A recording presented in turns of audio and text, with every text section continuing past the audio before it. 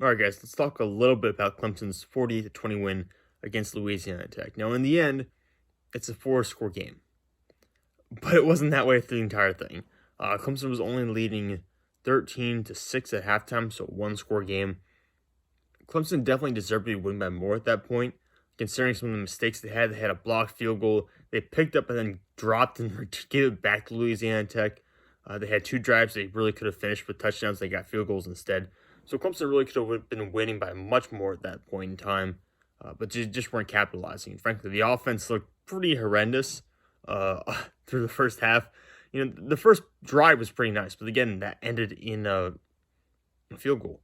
So the overall offense was not that great for the first half, and it was somewhat worrisome considering how Louisiana Tech was able to throw on Clemson because we have a lot of players who did not play in this game for injuries or otherwise. No Tyler Davis, no Xavier Thomas, no Bryan Bresee, no Andrew Mukuba, no Nate Wiggins. Sheridan Jones ended up leaving and not playing much in this game at all. So our entire defense was just decimated by injuries, and the secondary in particular was really rough. We had some freshmen playing back there who did not perform that well tonight. And you know, they're freshmen. You can't expect too much.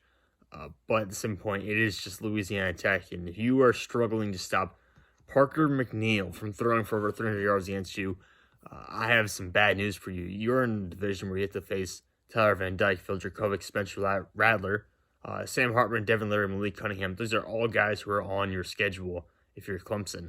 And they are all infinitely better than what you face in Louisiana Tech tonight. So you do have to get that secondary under control and get your guys back and healthy.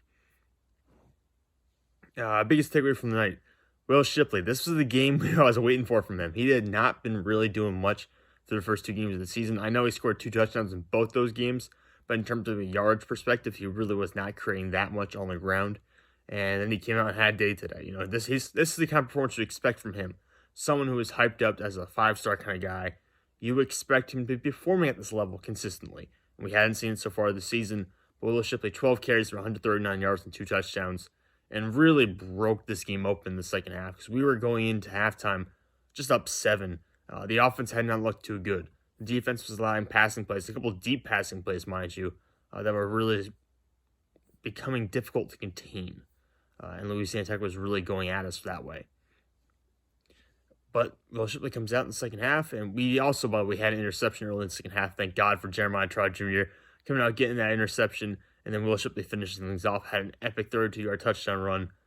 That was really the play, or the back-to-back kind of plays in the series that gave Clemson momentum to win this game and just pull away from Louisiana Tech in the second half.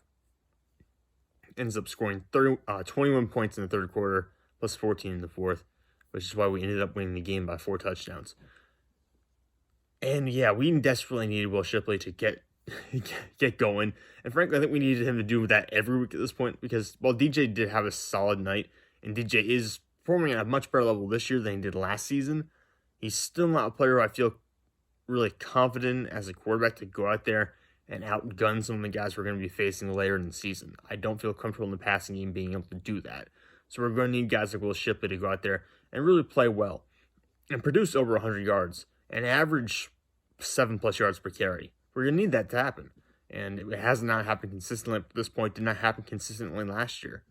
I do have to give credit to DJ tonight. He had some misses, but overall I thought it was a fairly decent game from him. Also, he was pretty productive on the ground as well. 9 carries for 62 yards, plus a 19-yard run. So he's productive with his legs. And yeah, I thought he just looked a lot more poised tonight, and I was very happy with his performance overall. Because there were a couple drops, there were a couple bad plays by the offensive line. I don't know why we're still leaving Will Shipley in to block on third down when he's not. Like, if he's in there to run a route, that's understandable, but Will Shipley being left in to block is just unforgivable because it's never going to work, at least not this season. Will Shipley's not in a position at this point in his career to be a viable blocker this season. It's just not going to happen. But otherwise, DJ was pretty good. He missed Davis Allen on a wide open touchdown. At the time, he was kind of dealing with a little bit of pressure as the pocket was collapsing, but he missed that play. There was some poor play calling by Clemson in the first half in particular, where we weren't really going for first downs or kill shots. We were kind of just playing that dink and dunk. In particular, the first drive was a third down play. We throw to Davis Allen 2 or 3 yards short of the sticks, and because it's Davis Allen, he's not going to make a guy miss in space. He gets tackled short of the line of gain. Stuff like that just drives me crazy. The offensive just was lacking in that. The offense was lacking imagination in the first half. And in the second half, I wouldn't say it was too creative, but we had plays that were hitting consistently, especially on the ground. And there were some very nice throws from DJ as well. The touchdown to Antonio Williams was fantastic. Great job by Antonio Williams, by the way, getting a foot down. Because I thought for sure, and when I saw it live, I thought for sure he was out of bounds. But the replay showed he caught that for a touchdown. Ngata had a couple nice plays. Bo Collins had a couple nice plays. There were some drops in there from Ngata as well. I know he was targeted quite a bit and didn't really create much separation, which has kind of been his problem throughout his career at Clemson, but had some decent plays throughout the game. Defensively, I mean, what can you say? Batting down a lot of passes, 3 interceptions on the day, and didn't get as many sacks and pressures as I kind of had hoped we would. But again, you're missing Bryan Bresee, Xavier Thomas, Tyler Davis. There's just a lot of injuries up front. You can't really expect too much from that unit when you're dealing with so many injuries, and there are a lot of guys rotating in. So I can understand why we weren't producing so many pressures and sacks up front as we usually would. And again, no Mukuba or no Nate Wiggins or Sheridan Jones in the back end, which is why we had so much trouble stopping the passing game. But I say that, but we have had some issues with the passing game in general in previous games.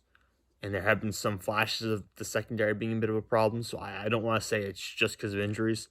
I do think the secondary is going to be significantly weaker than it was last year.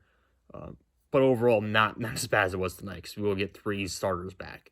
And that will change things up quite a bit. Or 3 guys are going to play at least starting caliber snaps at different points in the season.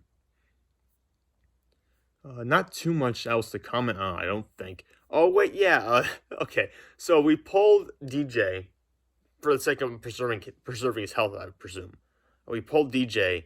There's time left in the third quarter and put Cade Klubnik in. And Cade looked awesome against Georgia Tech in the 1 or 2 drives he was in. He's not looked good against Furman. Did not look good tonight. Yeah, so this is the reason why Cade is not starting, and Cade's not currently a threat to take DJ's spot. Cade did not look good tonight at all. And frankly, he actually let Louisiana Tech kind of climb back into the game. La Tech, I believe, closed within 14 points at one point. And then DJ had to come back into the game. And as soon as DJ touches the field, suddenly Clemson's offense is firing on all cylinders again. The run game started picking it up. DJ hadn't. I think that's actually the drive where DJ throws a touchdown to Antonio Williams, I believe. He comes back in. The run game picks it up. And he throws a touchdown to Antonio Williams. And then Clemson just pulls away again. But Cade came in. The offense immediately just shut down. He was not... did not look comfortable, and frankly, half the time he was running and scrambling instead of actually throwing the ball. So I don't really know if that was play calling per se, but I think part of it is Cade. He's not at the point where he's ready to run this offense. It's quite clear that DJ has to be the guy because Cade is not currently capable of being the guy, and that's fine. He's a freshman, it's understandable. But he's not going to be Trevor Lawrence coming in to Wally Pip, Kelly Bryant. It's not going to happen. So this is DJ's team. I think it's been pretty solidified at this point. If you still believe that Cade Klubnik should come in and replace DJ Uiagalelei, you have not been watching football the past 2 weeks. Because right now, Cade proved, against Furman. Cade looked bad against Furman. And I say bad, I shouldn't really be too critical of him, but let's face it, people have been that critical of DJ, so we might as well be that critical of Cade. He was not good against Furman. He was not good against La Tech tonight. This is DJ's team for a reason. DJ has to be the guy. So that's really my takeaway at this point. The first half, I've always said this. Clemson the past couple of years has been a tale of 2 halves team. They're on fire for 1 half, and then the other half, it's just like, what are we doing? Yeah, that's how the team's been. And that's how it was tonight. Clemson was off for the first half, and they were on fire for the second half. The issue is you can do that against Louisiana Tech. You can do that against Furman and against Georgia Tech. NC State, maybe Wake Forest. Boston College has not been that good this year. But some of these other teams, so Miami maybe, Louisville maybe, I don't know. You just can't be doing that. It's not going to necessarily work for you. You have to put the air full game. And Clemson has not done that yet. So we'll hopefully see Clemson do that in the future. But for right now, a solid outing. I'm just happy to walk away with a win. And I'm happy that the score is reflective of how dominant we were for most of the second half.